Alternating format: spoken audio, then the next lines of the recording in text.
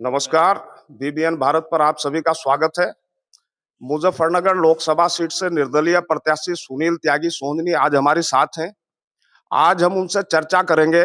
उनका चुनावी मुद्दा क्या है, किस मुद्दे पर वो चुनाव लड़ रहे हैं, चुनाव लड़ने की उन्हें क्यों आवश्यकता पड़ी और उन्हें किन लोगों का समर्थन मिल रहा है।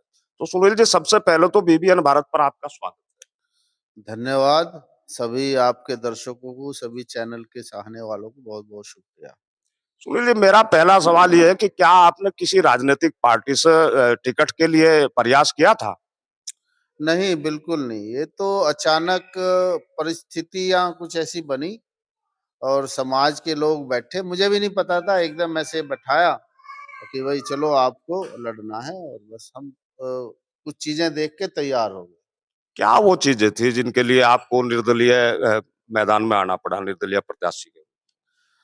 देखिए हमारा जो ये त्यागी समाज है, वो कोर वोटर रहा है पिछले 20-25 साल से। पहले कांग्रेसी थे 25-30 साल पहले सब, अब धीरे-धीरे सब भाजपाई हो गए।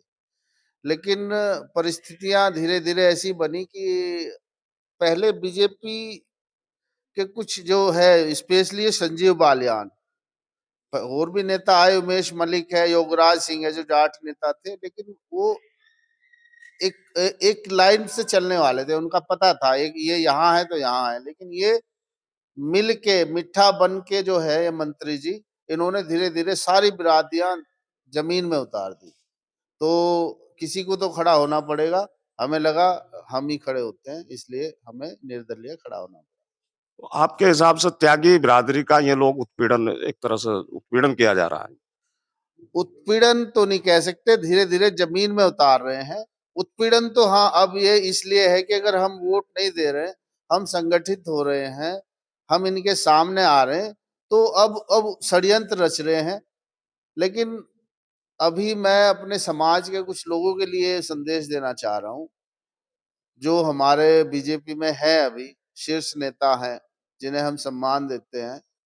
भाई अगर तुम्हारी रीढ़ की हड्डी मजबूत होती, तो हमें शायद ये निर्दलीय नहीं लड़ना पड़ता। तुम्हारी वजह से ही, मैं संजीव बालियान से ज़्यादा तुम जैसे लोगों को दोष दूँगा कि तुम्हारी वजह से शायद ये समाज संघर्ष कर रहा है। तुम्हारी वजह से हम जैसे लोग निर्दलीय खड़े हो रहे हैं। आपको अब भी शर्म आए तो अपने घर में बैठ जाओ, नहीं तो आप समाज से भी बहिष्कार हो जाएगा। अच्छा सुनील जी, आपके चुनावी मुद्दे क्या रहेंगे? देखिए, सब पहले मुद्दा तो हमारे अस्तित्व का ही है, संगठित होने का है। ये 2 चीज़ें हमारी हो गई है, हमें लग गया ये चीज़ें हैं। अभी मेन मुद्दा है हमारा, जैसे हमें हमें महसूस हुआ एससी-एसटी एक्ट। ये स्वर्ण समाज को एक तरह से एक उनके लिए दंश है, जिसे हम समझ रहे हैं कि ये बीजेपी हमारे, हम जो अपनी पार्टी मान रहे हैं, लेकिन ये भी दलितों की हितैषी है। स्वर्ण के लिए कोई भी पार्टी इन्हें नहीं चाह रही। तो अगर हमें कुछ सफलता मिली, तो हम इस एक्ट पे ज़रूर काम करेंगे, इसके इस मुद्दे को उठाएँगे। दूसरा रहा आरक्षण। आरक्षण के हम खिलाफ नहीं हैं, हम चाहेंगे कि हमारे सभी स्वर्ण समाज को भी आरक्षण मिले। हमारे 2 मुद्दे मेन हैं। त्यागी भूमिहार ब्राह्मण समाज के राष्ट्रीय अध्यक्ष मांगेराम त्यागी के खिलाफ अभी SC/ST एक्ट में मुकदमा दर्ज हुआ। तो खासकर त्यागी समाज, आपके समाज में इसका क्या संदेश जा रहा है? इसका संदेश यही है कि बीजेपी की जड़ें हिल गई। कुछ ना कुछ लोग बौखलाहट में गलती कर देते हैं, उस वजह से बीजेपी की जड़ें हिल गई हैं और ये एक आगाज़ है, अभी तूफ़ान आना बाकी है। बीजेपी खत्म हो जाएगी। जिस तरह ये स्वर्ण समाज को दबाने का काम कर रही है, चिंगारी लग चुकी है। चिंगारी लगाने वाले हम और हमारा समाज है। धीरे-धीरे दूसरे ठाकुरों में रोष व्याप्त हो गया है, सैनी समाज में, गुज्जर समाज में, सारे समाज धीरे-धीरे छिटकते जा रहे हैं और जाट समाज की अपनी एक खुद की पार्टी है। ये लोग अपने आप को वोट देते हैं और सरकार को धमकाते हैं। तो जाटों पे तो कोई किस भरोसा नहीं कर सकते, बीजेपी से सब लोग अलग हो रहे हैं और इसका मेन कारण है ये जो लोकल नेता हैं, संजीव बालियान, कपिल देव जैसे। जी। आप लगातार क्षेत्र में लोगों से जनसंपर्क कर रहे हैं, तो क्या त्यागी समाज के अलावा भी दूसरे समाज का आपको समर्थन कुछ मिल रहा है? हमें इवन जाट समाज का भी सपोर्ट मिल रहा है। वो भी कह रहे हैं कि भाई हमें हमें अगर ये बीजेपी, कुछ लोक दल के थे, उन्हें ना समाजवादी पसंद है ना उन्हें बीजेपी पसंद है, उनके दल मिले हैं, दिल नहीं मिले। हमें जाट समाज की भी वोट मिल रही है, सपोर्ट भी मिल रही है। हमें सभी समाज की तरफ से, हमारा जो दलित समाज है उसकी एक टीम है, कम से कम 2000 वोट का वादा किया, वो अच्छे गांव में सब में घूमेंगे, हमें दलित वोट मिल रही है। हमें मुजफ्फरनगर से जो पंजाबी समाज है, वो सारा जो व्यापार प्रकोष्ठ के लोग हैं, उनकी वोट मिल रही है। पंडित हमारे लिए लामबंद हो रहे धीरे धीरे, उनके पास अब SC एक्ट के बाद में बहुत तगड़ा रोष है, वहां एक मीटिंग भी कर रहे हैं। तो हमें सभी समाज की वोट मिल रही है, सभी समाज की। अच्छा, तो सुनील जी, जैसा एक तरफ तो भाजपा की ओर से संजीव बालियान, दूसरी ओर सपा गठबंधन की तरफ से हरेंद्र मलिक चुनाव, ऐसे में आप अपने आप को कहाँ पाते हैं इन लोगों के बीच?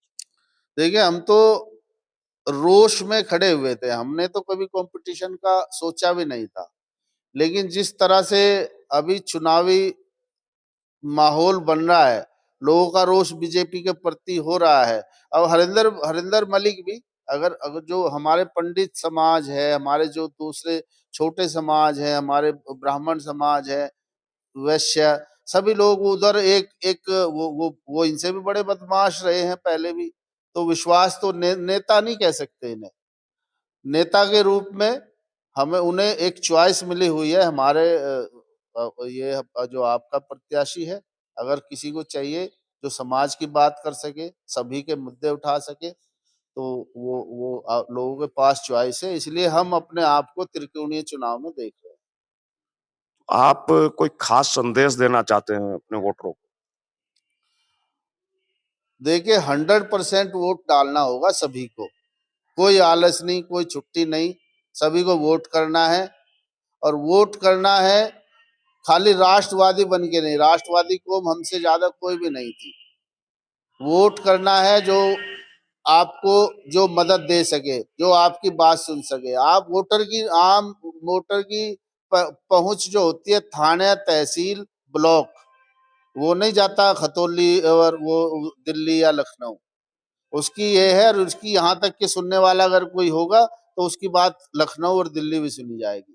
इसलिए ऐसा कैंडिडेट चुने जो उनकी बात सुन सके और 100% मतदान करें।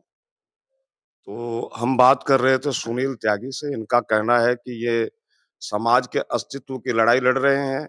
स्वर्ण समाज के खिलाफ SC ST एक्ट का जो मुकदमे ये दर्ज हुए जा रहे हैं, इसका दुरुपयोग किया जा रहा है।